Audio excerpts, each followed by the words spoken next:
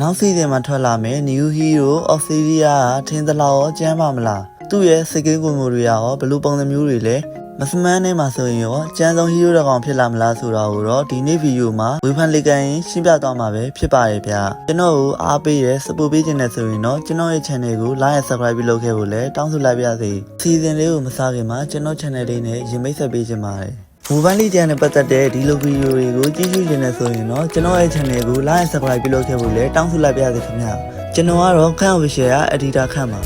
ဒီ hero ကတော့ season 38 စမှာ original server ကိုရောက်လာမှာဆိုပေမဲ့ advanced server မှာတော့ရောက်ရှိနေပါပြီ။ကဲစကားတွေအများကြီးပြောတော့ပဲသူ့ရဲ့ skill ကွန်ဘိုတွေဘယ်လိုလဲဆိုတာကြည့်လိုက်ရအောင်။ intro animation ကတော့မပြီးသေးတဲ့အတွက်ပတ်စစ်ကနေစပြောပါမယ်။ပတ်စစ် return to boneသူ့ရဲ့ပတ်စစ်ကတော့ enemy ဒါမှမဟုတ် minion တွေကို visit တက်ပစ်လိုက်တဲ့တစ်ချက်စီတိုင်းမှာ bone stat ဆိုတဲ့ stat တစ်ခုစီရမှာဖြစ်ပြီးတော့ edit stat 15ခုပြည့်သွားတဲ့အခါမှာ bone shot ဆိုတဲ့ level တစ်ခုတက်သွားမှာဖြစ်ပြီးတော့ bone shot level တက်သွားတဲ့အခါမှာလည်း visit တက်ကိုအပိုပေါင်းထည့်ပေးမှာဖြစ်ပြီး 6% total physical damage ကိုထိစေမှာပဲဖြစ်ပါတယ် enemy ကိုတက်နိုင်တဲ့အခါမျိုးမှာလည်း bone stat ဟာ15ခုထိစုစရာမလိုတော့ပဲ bone shot level တစ်ခုတန်းတက်သွားမှာပဲဖြစ်ပါတယ်သူ့ရဲ့ passive က bone shot level 30အထိစုလို့ရမှာဖြစ်ပြီးတော့တစ်ခါတည်တဲ့အခါမှာလည်း bone shot level တစ်ခုကျော်သွားမှာဖြစ်ပါတယ်ဒီ passive မှာ brother တို့မှတ်ထားရမှာက jungle law နဲ့ turtle ကို visit တက်ပေးတဲ့အခါမှာတော့ bone stat ကတက်လာမှာမဟုတ်ပါဘူးသူ့ရဲ့ skill 1အကြောင်းဆက်သွားလိုက်ရအောင်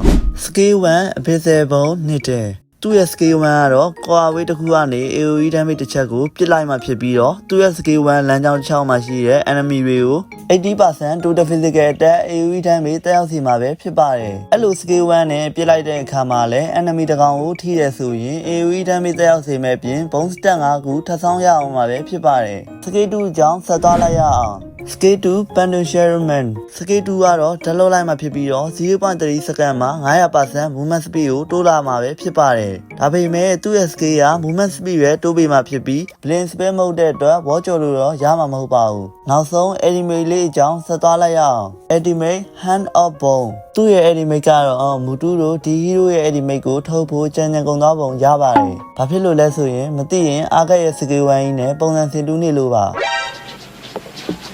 You son of a bitch.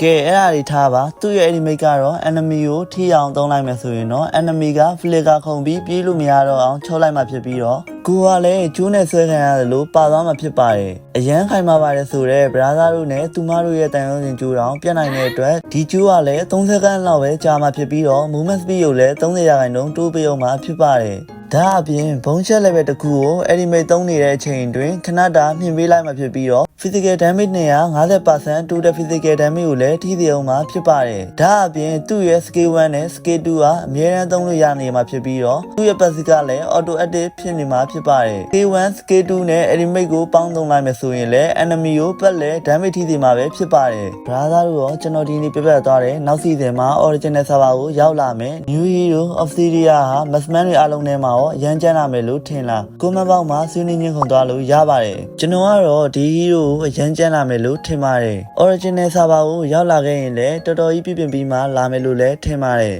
ဒီနေ့ဗီဒီယိုကတော့ဒီလောက်ပါပဲဗျာကျွန်တော်ရဲ့လိုအပ်ချက်များရှိရင်လည်းဝေဖန်ထောက်ပြသွားလို့ရပါတယ်အဲ့ဒါမှနောက်ထပ်ဗီဒီယိုတွေမှာအကောင်းဆုံးမြင်စင်နိုင်မှာဖြစ်ပြီးတော့အကောင်းဆုံးဗီဒီယိုတွေဖြစ်အောင်လည်းကျွန်တော်ဘက်ကကြိုးစားနေပါတယ်နောက်ထပ်ဗီဒီယိုတွေနဲ့တူပြန်လာခဲ့ပါမယ် See you guys in next video